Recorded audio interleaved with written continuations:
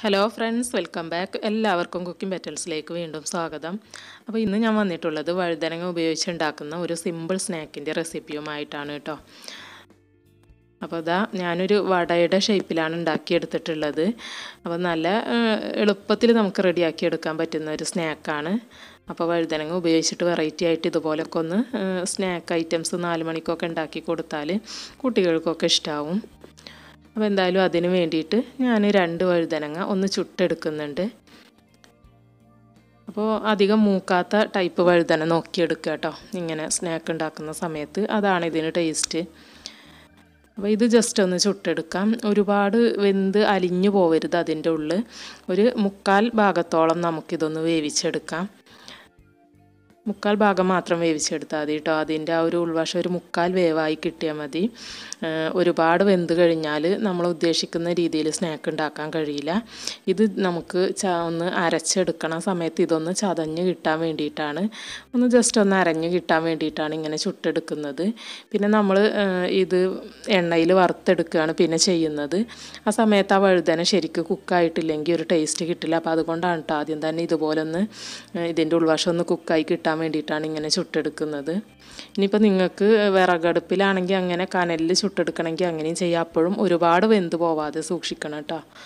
അപ്പോൾ അതാ ഒരെണ്ണം ചുട്ടെടുത്തിട്ടുണ്ട്. ഇതും അതേ സെയിം മെത്തേഡ് തന്നെ ചെയ്തെടുക്കാം. അപ്പോൾ അതാ രണ്ടും ഞാനിതുപോലെ ചുട്ടെടുത്തിട്ടുണ്ട്. ഇനി ഇത് നമുക്കൊന്ന് ഒരു മിക്സിയുടെ ജാറിലിട്ടിട്ട് ഒന്ന് ചതച്ചെടുക്കണം.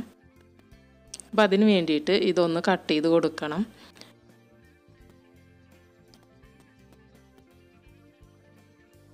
അപ്പോൾ അതാ ഇതൊക്കെ കട്ട് ചെയ്ത് കഴിഞ്ഞിട്ടുണ്ട്. ഇതിലേക്ക് ഒരു പച്ചമുളകും ഒരു ചെറിയ പീസ് ഇഞ്ചിയും കൂടെ എടുത്തിട്ടുണ്ട്. ഇതും കൂടെ ഇത് അരക്കുന്ന കൂട്ടത്തിൽ ഇതിൻ്റെ കൂടെ ഇട്ട് കൊടുക്കുക. അപ്പോൾ ഈ ഇഞ്ചി ഒന്ന് ചതച്ചിട്ടാണ് കേട്ടോ ഞാനിതിൽ ചേർത്ത് കൊടുത്തത്, ശരിക്കും അരഞ്ഞ് കിട്ടാൻ വേണ്ടിയിട്ടാണ്.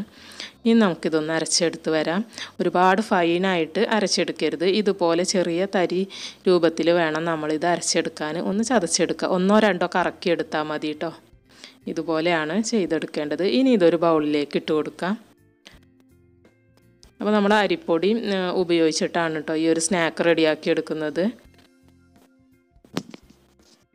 അപ്പോൾ ഈ വീഡിയോ കാണുന്ന ആരെങ്കിലും എൻ്റെ ചാനൽ സബ്സ്ക്രൈബ് ചെയ്യാത്തവരുണ്ടെങ്കിൽ ഒന്ന് സബ്സ്ക്രൈബ് ചെയ്ത് സപ്പോർട്ട് ചെയ്യണേ കേട്ടോ. അപ്പോൾ ഇതിലേക്കൊരു 1/2 കപ്പ് അരിപ്പൊടി ചേർത്ത് കൊടുക്കാം.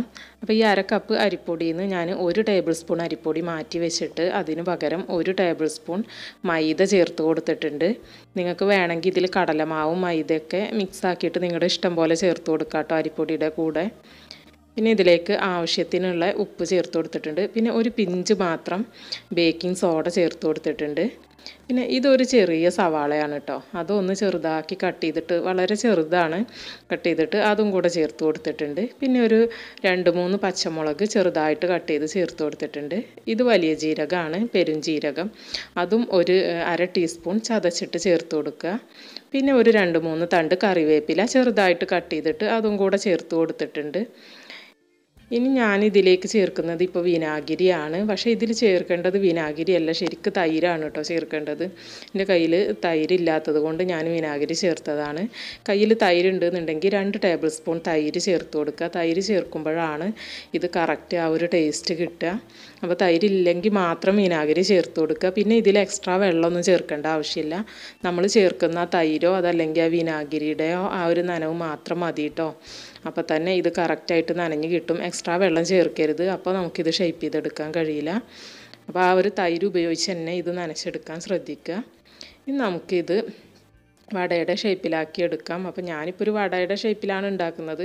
ഏത് ഷേപ്പിലാണ് നിങ്ങളുടെ ഇഷ്ടം പോലെ ഉണ്ടാക്കിയിട്ട് ആ ഒരു ഷേപ്പിൽ ഉണ്ടാക്കിയിട്ട് നമുക്കിത് ഫ്രൈ ചെയ്തെടുത്താൽ മതി.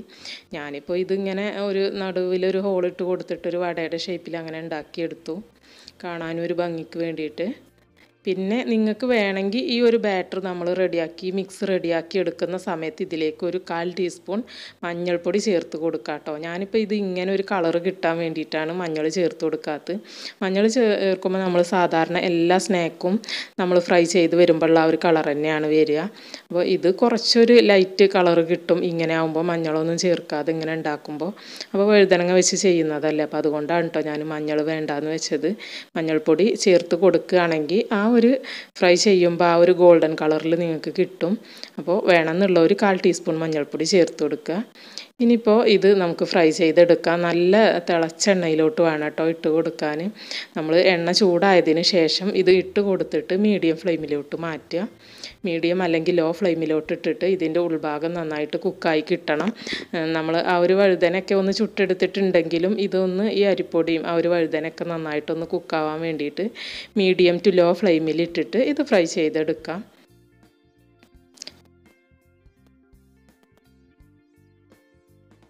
അപ്പോൾ ഇടുന്നതിലും മുന്നേ എണ്ണ നന്നായിട്ട് ചൂടാവണം. പിന്നെ നമ്മൾ മീഡിയം ടു ലോ ഫ്ലെയിമിലേക്ക് ആക്കി കൊടുക്കുക കേട്ടോ. അപ്പോൾ ഇതൊക്കെ ഇവിടെ റെഡി ആയിട്ടുണ്ട്.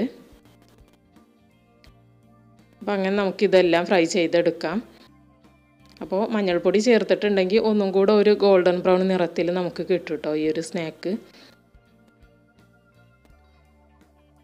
ഞാനിപ്പോൾ ഇത് ഫോട്ടോ എടുക്കുമ്പോൾ ഒരു വെറൈറ്റി കളർ വരാൻ വേണ്ടിയിട്ടാണ് മഞ്ഞൾപ്പൊടി ചേർക്കാത്തത്. നിങ്ങൾ കുട്ടികൾക്കൊക്കെ റെഡിയാക്കി കൊടുക്കുകയാണെങ്കിൽ അങ്ങനെ ഉണ്ടാക്കിയാൽ മതി. അപ്പോൾ നമ്മുടെ സ്നാക്കൊക്കെ റെഡിയായി വന്നിട്ടുണ്ട്. അപ്പോൾ വഴുതന ഇഷ്ടമില്ലാത്തവർ ഈ ഒരു സ്നാക്ക് ട്രൈ ചെയ്യേണ്ട കേട്ടോ. വഴുതനങ്ങയുടെ ആ ഒരു ടേസ്റ്റ് ഇഷ്ടമുള്ളവർ മാത്രം ഇത് ട്രൈ ചെയ്ത് നോക്കുക. വീഡിയോ ഇഷ്ടമായെങ്കിൽ ലൈക്ക് ചെയ്യുക, ഷെയർ ചെയ്യുക, സബ്സ്ക്രൈബ് ചെയ്യാത്തവരുണ്ടെങ്കിൽ സബ്സ്ക്രൈബ് ചെയ്ത് സപ്പോർട്ട് ചെയ്യുക.